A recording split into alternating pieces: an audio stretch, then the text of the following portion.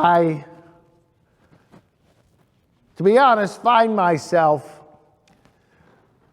as I read this text this week, yearning for that new creation, yearning in the midst of the days we live in for something called reconciliation. In fact, I yearn for that so much, I'm not sure I know the path to it. I find myself sometimes angry, sometimes upset, sometimes depressed, sometimes despairing about the possibility of reconciliation. And then I am reminded of the story of Nelson Mandela.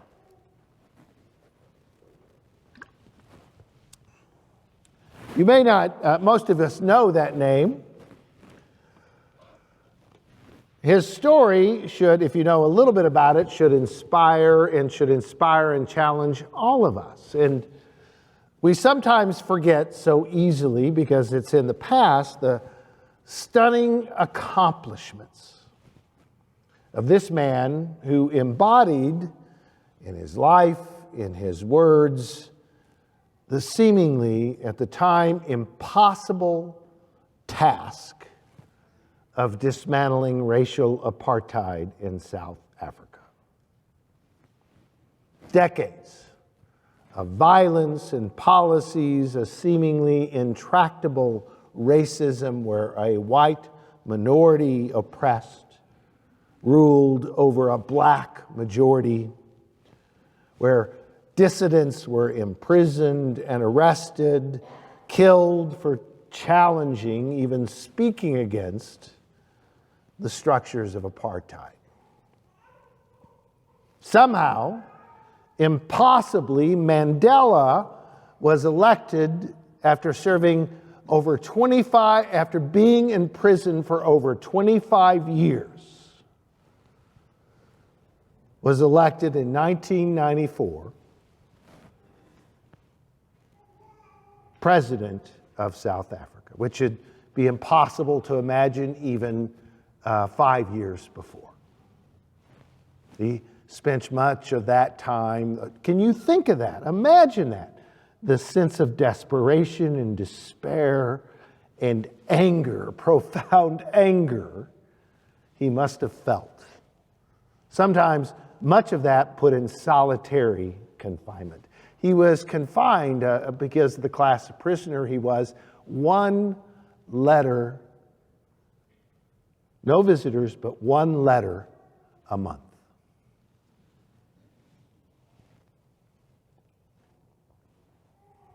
And yet, he persevered. And more than that, he did something that to me is particularly powerful. So, what Mandela did was he achieved what I would call the most meaningful reconciliation I can imagine. And it's described in a number of books. He had an autobiography, The Long Road to Freedom. Many of you may be familiar with a book that describes his time in prison, his election as president, called Playing the Enemy. There's even a great, very popular book that describes kind of who Mandela was, and it describes the World Cup rugby event that happened in South Africa after he was elected president, and how that miraculously created more reconciliation. But it describes what he did while he was imprisoned. And it describes how Mandela decided, again, he'd been part of the African National Congress, resisting the horrible things that were happening in South Africa, the harm done to people, the killing, the horrible inequalities that existed, that while he was in prison, he made a choice. He intentionally took steps to learn white Afrikaner language. He intentionally read everything he could about the history of South Africa, of white Afrikaners, in order to better understand the very people who were oppressing his own community. Think of the amazing courage. I mean, he had no pathway to know that it would, but he wanted that the first step in reconciliation for him was being able to speak their language, to know their history, and to not respond with retribution to the very people who put him in prison, if you think about it, for over 25 years. It's hard for me to imagine. But the miraculous thing is he would talk to the guards, and he eventually South African politicians began to interact with him, and that eventually, in the terms of negotiation, he was released from prison, and then eventually created an election, a popular election, where he was elected the president of South Africa. And then even as president, he spoke the truth and created what became known as the Truth and Reconciliation Councils, in which they didn't shy away from what had happened in the horribleness of decades of violence towards black South Africans. Because Mandela believed, even as he connected to those who oppressed him, he believed there is no reconciliation unless we have truth. Now, it's almost impossible to imagine, isn't it? It's easy to forget stories like this in these days of division and polarization amidst the underlying racism of our immigration crackdown, amidst the violence, sometimes by government agents in our streets, amidst all the wars we seem to be engaged in and instigating in the world. It's hard us to imagine using the word reconciliation. I don't know about you. All the rhetoric and lies intended to divide us, to anger us towards those who don't agree with us. They're actually being more successful than I would like to admit. These days, it's hard for us to imagine a way forward in a path of reconciliation.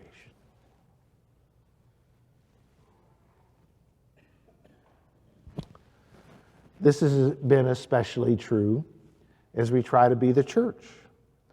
On the one hand, we embrace the call to unity that is at the core of our vision of God's kingdom, the sense in which we are all connected, a sense of our shared humanity, not just with those who agree with us, but those we recognize as God's children as well.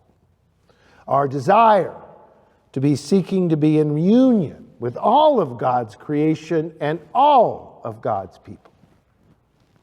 And yet, part of the pull, part of the call, it feels like, is sometimes to stand up with our neighbors, immigrants, the hungry, the poor, speak truth in the moment, calling out authoritarian lies. We struggle with that, don't we? We try to balance that. We try to figure out who we're called to be in this moment and in what ways. We do not seek conflict. Not a single person here in this sanctuary has sought conflict. It has found us. And I don't know about you, but we all hunger for truth and reconciliation. So Paul implores us to be ambassadors for Christ. Ambassadors, that's an odd word to choose, don't you think? Ambassadors for Christ. Now, I've preached for over 30 years, God help me, And I'm always surprised as I prepare a sermon, as I look into a text a little bit deeper, that there are so many times I learn something that I had no idea before. And it happened to me this week because I discovered in studying this text, I looked up the Greek word for ambassador, and it is the same root word for Presbyterian. Did you know that? Did you know that? It's the same root word for Presbyterian. And it's the same root word, and Presbyterian means, we joke, gray-haired ones. But it's actually, it represents an elder. And it's an elder not just in age, but in a sense of an elder, someone who is mature, and that can be young or old. There are a lot of young people much more mature than a lot of elders. But the idea is that one becomes someone who's discerning and wise, compassionate.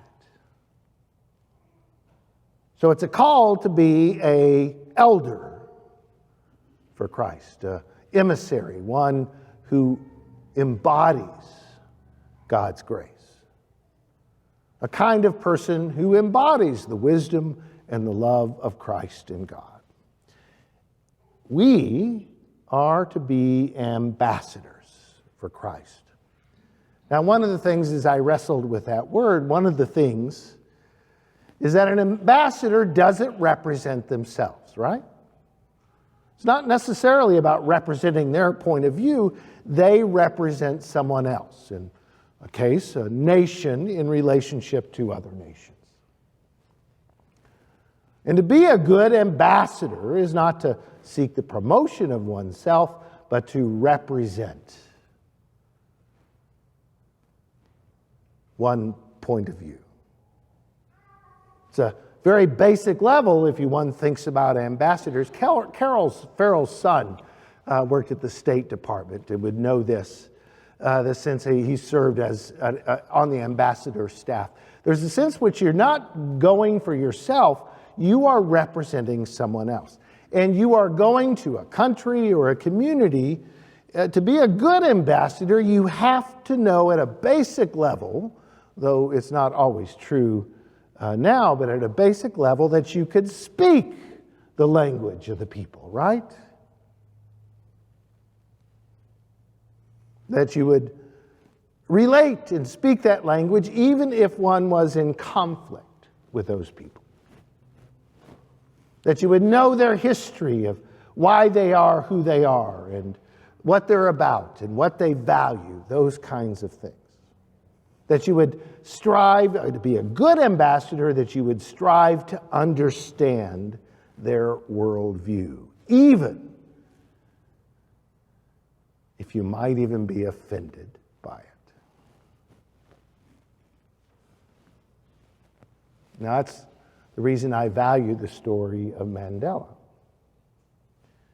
He sought connection to those who imprisoned and persecuted him, and out of that came a kind of profound reconciliation, a reconciliation still unfolding back and forth, but the world was changed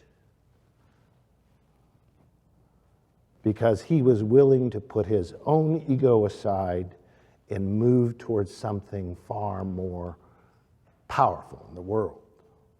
That a new creation came into being because he was willing to do that.